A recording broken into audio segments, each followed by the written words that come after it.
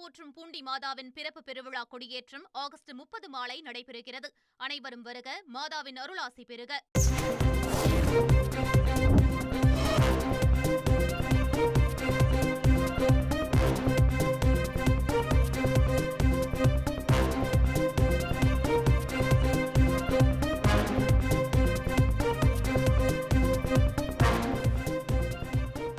ராமர் பால விவகாரத்தில் மத்திய அரசு பதிலளிக்க தற்போது உத்தரவு பிறப்பிக்கப்பட்டிருக்கிறது. கூடுதல் விவரங்களோடு இணைகிறார் செய்தியாளர் வெங்கடேஷன். வெங்கடேஷன், வணக்கம். இந்த உத்தரவு குறித்த முழுமையான விவரங்கள் வெங்கடேஷன்.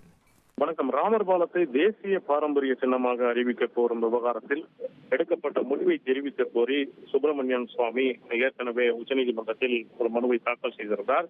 இந்த மனு உச்சநீதிமன்ற நீதிபதிகள் விக்ரம்நாத், சந்தீப் மேத்தா ஆகியோர் அடங்கிய அமர்வு முன் விசாரணைக்கு வந்தது. இந்த மனுவை விசாரித்த உச்சநீதிமன்றம் ராமர் பாலத்தை தேசிய பாரம்பரிய சின்னமாக அறிவிக்க கோரும் விவகாரத்தில் மத்திய அரசின் முடிவை தெரிவிக்கும் வகையில் சுப்பிரமணியன் சுவாமி தாக்கல் செய்த அந்த மனுவுக்கு 4 வாரங்களுக்குள் பதிலளிக்க உத்தரவிட்டுள்ளது. விவரங்களுக்கு நன்றி வெங்கடேஷன்.